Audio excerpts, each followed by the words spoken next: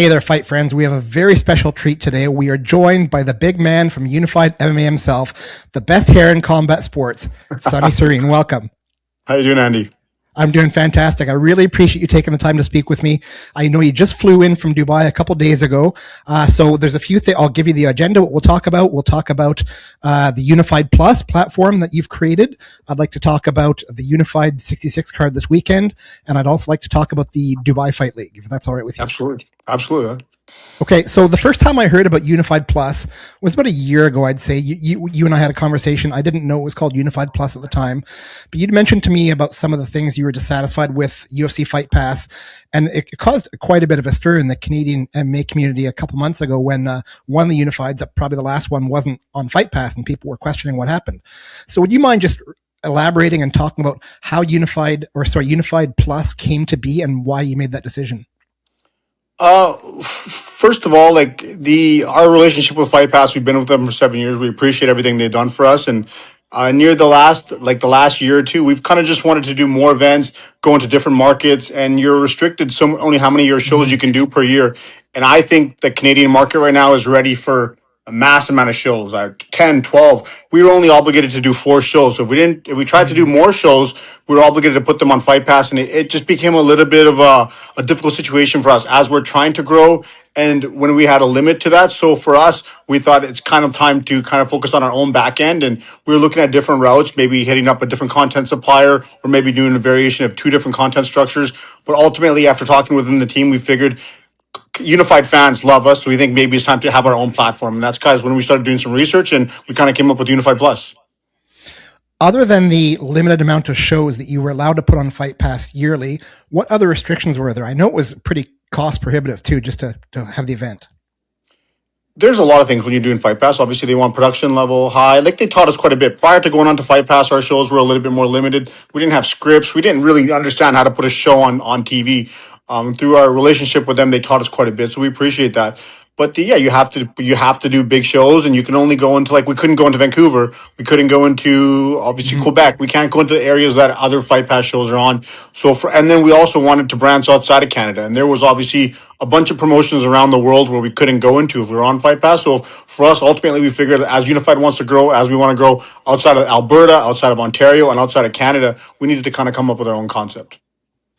Was there also something to do with, did the UFC own your content if they were put on Fight Pass?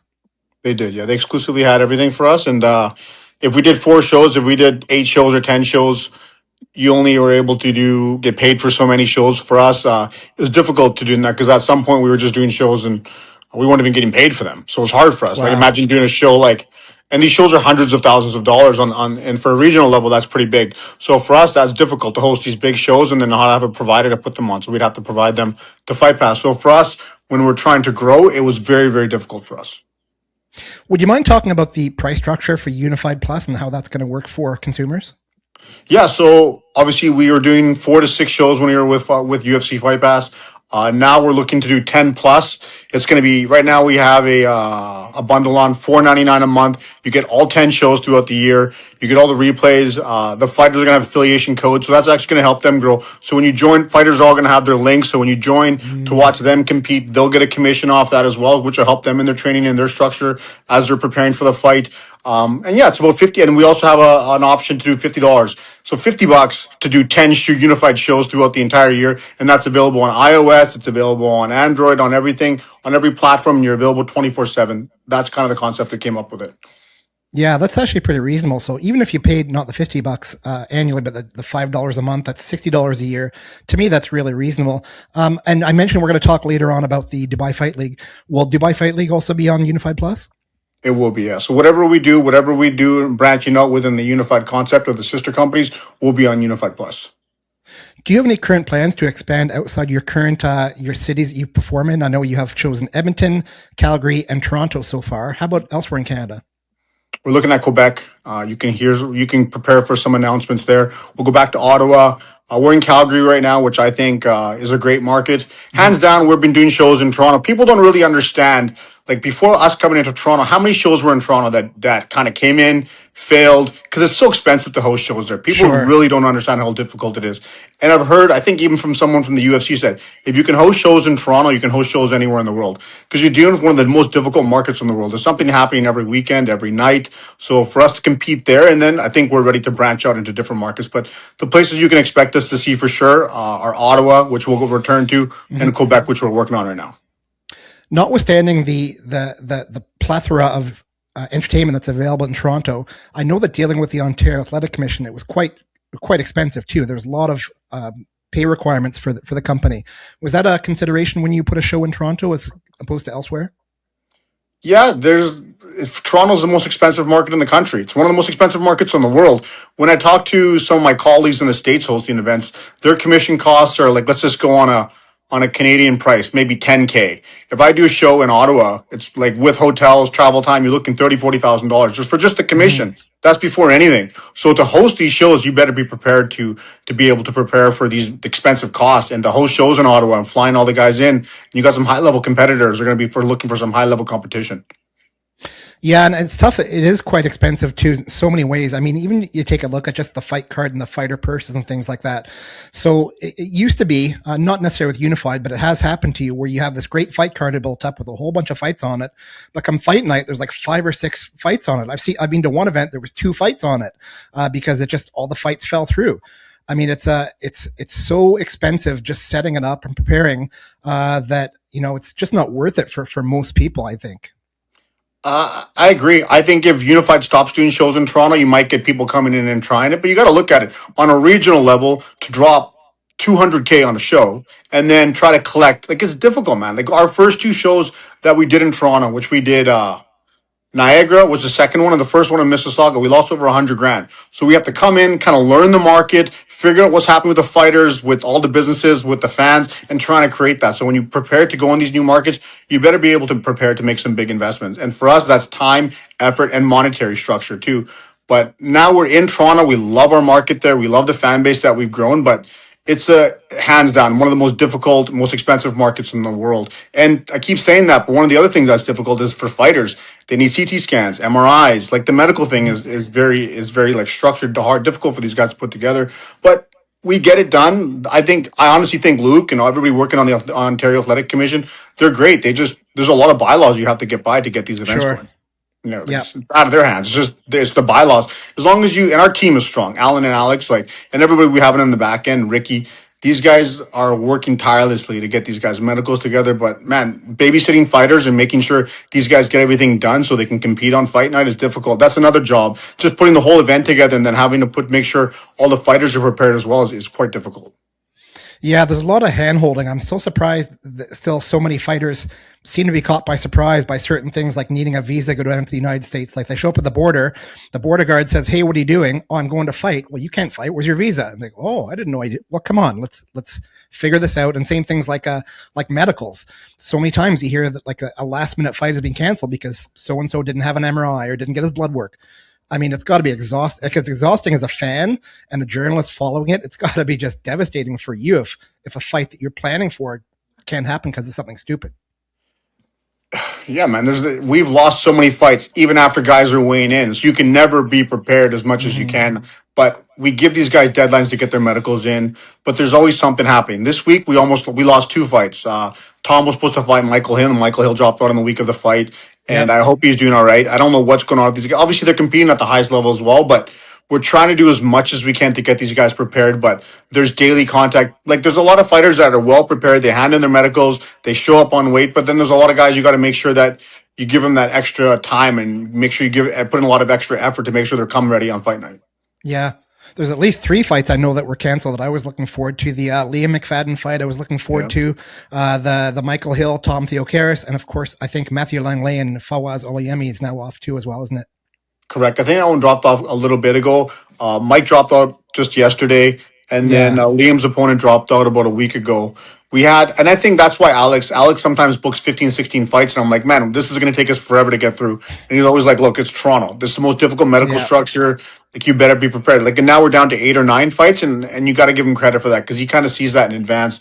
But between medicals and all the other challenges we hit through with Ontario, it's yeah, man. We're so happy we're going into fight night with 8 events, 8 bouts. So you mentioned Alex. That's of course Alex Caparici, who is your matchmaker. He's been hustling, man. I've been bothering him a couple times this week, asking him for updates. But it's not just this unified 66 in Toronto. You've got 67 coming up in Calgary. You've got 68 coming up in Edmonton. You've announced a few more for later in the year. That's got to be a lot of hustling just to get all these fights prepared for fight night. I asked them in advance. I'm like, hey guys, let's do like obviously we this is a you have to make sure you have a lot of content. We're launching an app. These guys want to see fights on the regular. So I'm like, hey, you guys, where do you guys, what market do you want to go back to? Toronto, we have our biggest mainstay of fighters. So we're like, make sure we focus on that place. Edmonton has been our home ground for quite a while. So I'm like, make sure we return there. Are you guys ready to do May? Are you guys ready to do March? Are you guys ready to go into June? Are we looking into that Q2, Q3? And we kind of come up with some dates. And yeah, like it's hard to put this many, like right now he's working on between 66, 67, 68. He's working on 45 Mm-hmm. fights. So you got Yeah. 100 fighters you're trying to compete, you're trying to put together, and there's obviously other shows in the country as well. And he's got to bring in guys from everywhere, but it's difficult, man. There's only so many fighters in the market, and you got to do what you can. So when you get fights that can't happen, especially on fight week, what happens to the fighters? Are they? I know that Alex Caparici was trying very hard to get Liam McFadden, a replacement fighter for Franklin. I think his opponent's name was. Now Tom and Michael Hill aren't fighting. So what happens to fighters on fight week when something like that happens? It's always something different. Like we try our best to get them a replacement fighter. Alex is working tirelessly to get these guys fights. Lots of times during the weeks we do have replacements. Some of these guys don't want to fight. Like they have an idea of a specific fighter that they're looking for, and obviously it's an unsaid thing. We know a lot of these guys in the Canadian scene or just any scene, they're looking for a very specific fight, and that's not for me to tell them who to compete against. But if their opponent drops out, a lot of times we do have guys that are willing to jump in on 3 days' notice that are also that are also training. But these guys, if these guys don't want to fight with them, like compete against their a change up in the card, we can't force them to get into the cage. We do what we can to fix these fights as much as we can. Alex is working all the time trying to repair them. We've repaired fights after on weigh-in day, so we do what we can to get these guys Mm-hmm. competing in the cage on fight night. It's got to be tough for a fighter who's preparing for possibly up to a couple months getting ready for a fight night and then finding out fight week that their opponent's injured, like Michael Hill's injured. Apparently he's got a back injury or something. I hope he's well. That's a fight that I regret is not happening because I would have liked to have seen that. I think it was probably a competitive matchup. I think either one of those guys could have won it with the right game plan. Yeah, 100%. It's difficult when these guys are competing for 2 months, 3 months, but that's the fight game. These guys are training, and then we try our best to get them to compete on fight night. But if injuries happen, and it sucks when it's fight week or it happens pretty close to the event. But again, we try to do whatever we can to try to get these guys replacements, and that's what Alex is always doing. He's always trying to find a plan B or add additional fights or try to have some fights within the same weight classes on the cards. So if there is adjustments, sometimes we can move guys up or stuff like that. Do you find, I'm not sure what Unified's experience is overall, but do you find most fighters are willing to take a competitive matchup, or they want maybe not a tomato can, but somebody who they really should beat on paper? Man, this is something that we deal with quite a bit. You have a lot of fighters in the Canadian scene, and they have their idea of a specific fight that they want. And I understand, like you're competing, you're training, you want to take fights that you think you're gonna go in there and you're gonna win. All fighters think they're gonna go in, they're gonna win before they get into that cage.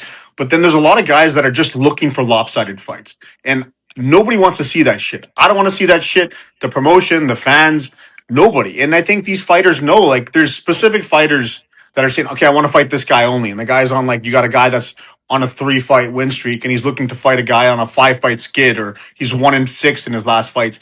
And people don't want to see that shit. They want to see competitive fights. And I think that's one of the things about Unified. We're always looking to put on the best fights possible. And that means they're competitive fights.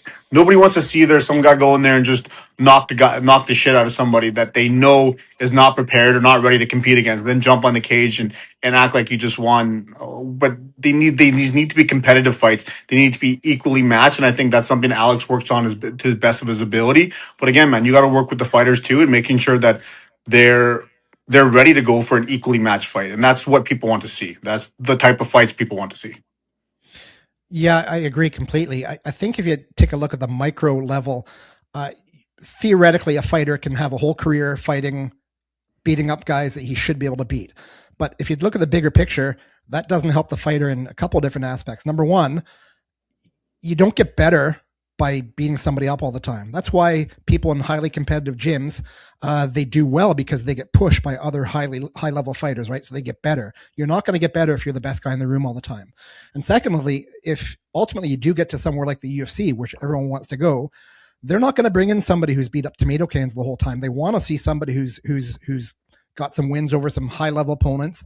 Plus, when you take a look at when they finally do get a chance, and maybe in their contender series or straight to the UFC, so many times you've seen it happen where a guy shows up, he's a prospect, and he just gets starched right off the bat in the UFC because the level's so much different. So fighters really should be embracing challenges at a higher level when they can in organizations like Unified. I agree. I don't even want to say like they're tomato cans. I think what we're saying is like there's an experience level for these guys. And we all know there's some guys that are phenomenal fighters and there's some guys that are just getting going. I hate seeing these guys that we know are some of the best prospects or high level, and they have specific guys in the market that they want to compete against because you know that opponent is not ready for them. And you're right, man. When you go, if you're only looking to compete against these guys that are not prepared for you, when you get to the biggest markets in the world like the UFC, you're going to get starched. And I think that you need to compete at the highest level, especially when you're on the regional level, looking for the best competition. That's why we love working with guys like fucking Jake Craig or the Mike Scarcillo or the Tanner Bozers. You got just so like Liam McFadden, Bobby Poulter, and Simon Marcus. Like, why are people so excited about this fight? There's so much risk versus reward on this fight. We know this is like whoever's winning this fight is ready for that next level. But these guys are both taking a risk. Like Bobby Poulter, man, like he's fought some tough guys. I love company guys like that when they fight the toughest guys possible. Simon Marcus, anybody we offered him, he took. And we got a lot of those guys on their card. You got to give them credit. Leah McFadden, like you have these guys that the John Nguyen's, and the list could go on of how many people that take this toughest fights. And people want to see these guys compete because they know when they get in the cage, they're going to see a high level fight, and these fighters compete at the highest level. So I love the idea about the Unified Plus. I intend to subscribe. I've not done so yet, but I will. I'm just wondering how much buy-in there has been so far, if you have any numbers for us. We're getting pretty good connect. I haven't checked on what the buy-in is ready, but we're expecting solid numbers. Most of these subs usually hit up on night of the event. But yeah, we're expecting, based on what our numbers are already, we're looking at a pretty good launch. I'm just imagining that it's going to be a difficult decision for a lot of people just because if they're already paying for UFC Fight Pass, the economy's not doing the best right now. A lot of people are struggling a little bit. So an additional cost, even $5 a month, well, $5 a month really doesn't sound like much. So hopefully you'll get a lot of buy-in. For us, I get it, and whether the economy, what's going on with the economy, but for us, we're putting on millions of dollars of shows per year for $4.99 a month. And while I appreciate fans and what the economy is going through, I think that's a fair market structure for what these guys are getting for that money. And there's Fight Pass, and I've seen a lot of weird, I've seen a lot of stuff online. I don't know if you have, but it might be shutting down. It might be being sold to ESPN. So if that happens, you're going to see a lot of promotions looking for content deals. But for us, this makes the most sense because what you're going to see right now is more shows than ever for Unified MMA in different markets, putting on the biggest fights we can, increasing our production value. And for $4.99 a month, I think that's a pretty fair price for fight fans. Yeah, I think so too. So I wish you good luck with that. Just to change lanes slightly, I know the UFC, once they went over to Paramount, a lot of Canadians ended up buying Paramount thinking they were going to get the UFC event, and they were dissatisfied because, of course, they're not going to get them in Canada. So that's another reason why maybe you'll get a little bit more action. Who knows, man? I think that there's not, like right now I have Amazon, I have Netflix, I have everything. Hopefully one day Netflix just buys everybody. And I think that you're going to see these behemoths like Netflix, they're getting into the live sports. So what's going to happen when they get into live sports? Hopefully they start looking for live sporting levels on a regional level, and they start picking up combat sports shows and other Canadian aspects that they can put onto their platform. But for us, man, we're going to put on this app and get these fights going, and hopefully for a successful launch. Awesome. Okay, let's change gears. Let's move on to Dubai Fight League. So what is Dubai Fight League, and whose idea was it, and how's it happening, and when's it happening? I moved out there. Obviously, now I live there now. So we're looking at doing. I wanted to host shows out there. One of the reasons when I went out there was not just to move, but to also grow the Unified brand. And I ended up connecting with a friend out there who was born and raised out there, and we were looking at hosting an event there. There's a massive combat sports fan market over there. So for us, when we're going to different gyms, we're seeing a lot of people in the local market. They're asking for these shows. They want to compete, and fans are. I think they're craving that as well. So for us, we're like, let's launch something that connects with the local market. We still have to get some stuff confirmed on the end. We kind of initially launched the Dubai Fight League name, but we got to confirm some stuff that we're able to actually use the name, and then you'll see some more stuff come from there. I didn't actually research what I'm about to say before I'm talking about it, but it's my understanding that there's no personal income tax in Dubai. So I'm willing to bet if that's the case, and it's probably got a really lenient, if any, sort of tax structure for professional sports or for athletes coming in. So that might be something that's really interesting to a lot of professional athletes who want to fight somewhere and not get taxed. Yeah, I don't know what the tax structure is when fighters are competing there, but they do have zero income tax for people that are moving out there. There's a lot of unique concepts that Dubai has. I honestly think it's one of the best places in the world to go. Like, I love Canada. I think it's one. Obviously, I love it being here, but for Dubai, for when I moved there, it's one of my favorite places in the world. And I think for they're craving, like, again, the people, like the governing bodies there, they love this stuff. They love combat sports. They love live sporting events. They love these things that are affecting their local economy. So for us, we're going to bring this event, and it'll kind of explore within their hospitality community and the events industry over there. There are already currently a few different organizations that have MMA events in the Middle East. There's PFL MENA, there's UAE Warriors. Do you anticipate any pushback from any of those when you try to introduce your brand into Dubai? I don't. Maybe they might. I don't think, like, obviously PFL is second or third largest promotion in the world with whatever they're doing. I seen some weird stuff on the line the other day. I don't think Don Davis is running it anymore. I'm not sure what's happening within their organization, but I don't think they're going to be looking at what we're trying to do. I think we're going to go in with a similar concept of what Unified did when we're integrating shows, and that's focusing on prospects, up and coming fighters, and obviously looking at some of the biggest fighters in the world. But there's not that many shows in Dubai for the amount of fighters that they have there, Yeah. and how much the Emirate and the entire country, the UAE, is growing. I don't think they have enough shows. You could do a show every weekend there. It's a very unique place. It's similar to Toronto. There's something happening all the time. But I think for combat sports, they crave it, they love it, and I think it's going to grow really well there. I'm not sure if you've got a fully formed plan yet with regards to who will be fighting for you, but just wondering, do you anticipate any Canadians coming to the Dubai Fight League, or is it you're going to be seeking just local prospects and people in that area?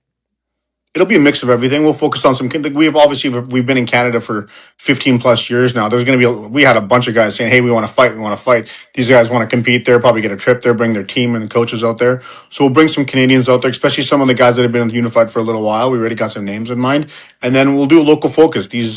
There's a lot of fighters that are competing there, and they call that place home. The weather's incredible, so people are able to go there, train, go outside. It's a wellness vibe, and I think that for us, finding guys fighting that are within the country, I think it's going to be quite easy for us. Well, that's amazing, Sonny. I've gone through every single question I wanted to ask you, and you're very eloquent when you respond. So thank you. I appreciate it. Before we get going, is there anything final words you'd like to say? Anything that you'd want to talk about that I didn't ask? No, overall, man, I love what you're doing. Obviously, we're all here for what? To grow combat sports in Canada. And I think that it's sometimes it's the highest of highs and the lowest of lows. I've been around for 15 plus years. So I was around when there's 30 promotions hosting shows down to 20. And then it was the MFC days, and you had some of the biggest, and on combat sports at its highest point. So for us to keep seeing people that are still promoting the sport, these fighters getting able to compete throughout the country, well, we love it. Yeah, I'm not trying to brag, but I've been around since there were like 2 promotions, maybe 3. Which ones?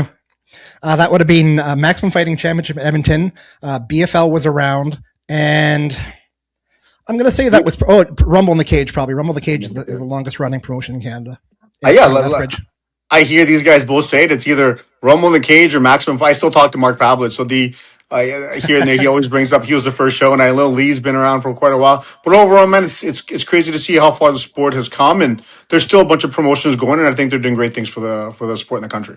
Yeah, I love it. I'm only in Canada for about half the year as well. So when I am here for that 6 months, it seems like I'm at events all the time. I'm going to 2 this weekend. I'm going to your show on Friday. Then I'm going to the Canadian Fighting League on Saturday in Woodbridge. So I'm excited for that. That's more amateur, but still, I love going to the amateur shows as well. And I know Unified, you've got amateur cards, fight sometimes. So I love to see all that. Love it. Awesome, man. Good stuff. All right, Sunny Sareen, thank you very much. And there you go, fight friends. Sunny Sareen is the owner, president, I'm guessing CEO, everything for Unified MMA. Really exciting news for the future of Unified. So make sure that you subscribe to Unified Plus. You can find it on the App Store, $5 a month, $60 a year, or $50 a year. Sorry. I'm going to do it. Make sure you do it. Thank you, Sunny. Love it. Thanks.